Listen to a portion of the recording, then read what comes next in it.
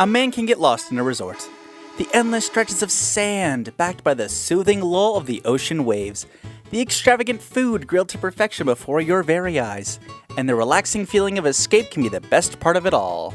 Until your sorry ass gets tossed into jail when you're framed by a clearly evil shadow imposter that is totally a real person. Welcome to Super Mario Sunshine, a GameCube Classic and the successor to Super Mario 64, so right away it had some giant shoes to fill. At the time, I was so happy to have another Mario game in this 3D style because Super Mario 64 was so well done. Sidebar, I may make a lot of comparisons between the two, that's only because there are some similarities and many gamers also compared the two when this came out.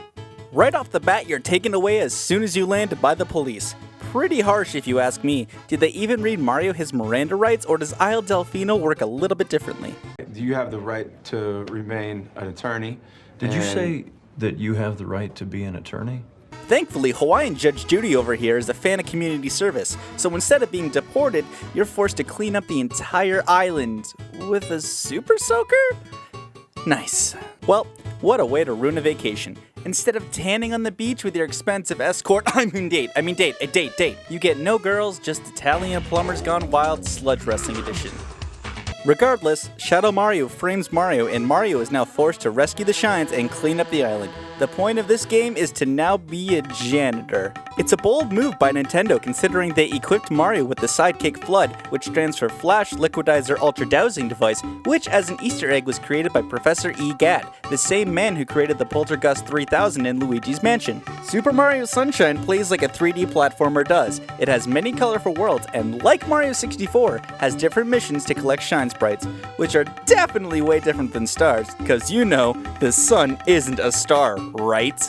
Some levels may include fighting a boss, navigating through a secret area without Flood. Some of these can be a pain. The classic 8 red coin missions, as well as special level-themed missions like surfing on a blooper. Isle Delfino serves as the overworld, and it's a very well done and nicely designed hub world, with plenty of secrets to discover and challenges to keep you immersed between the stages. There are many unique things you might not know about this tropical adventure, so let me hit you with some fast facts.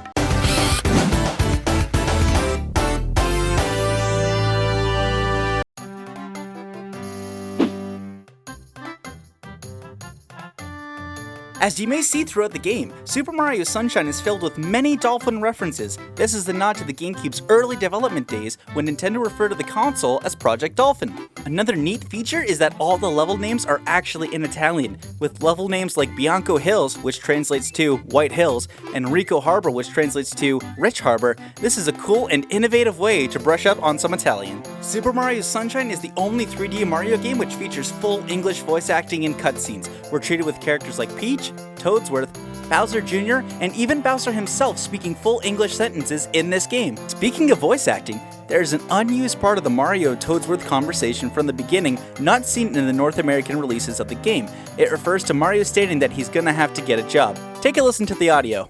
I imagine you'll be spending a fair amount of time at the princess's side. Look like Mario's gonna have to find a job. Trying to start a new career at... So when you first interact with Flood, he registers Mario's information, and in the bottom left-hand corner, you can see video of Mario's previous games. Flood shows Super Mario Bros., Super Mario World, and Super Mario 64. Super Mario Sunshine was very well received and managed to sell 5.5 million copies and was the 10th highest selling video game of 2002. Not bad for a plumber turned janitor.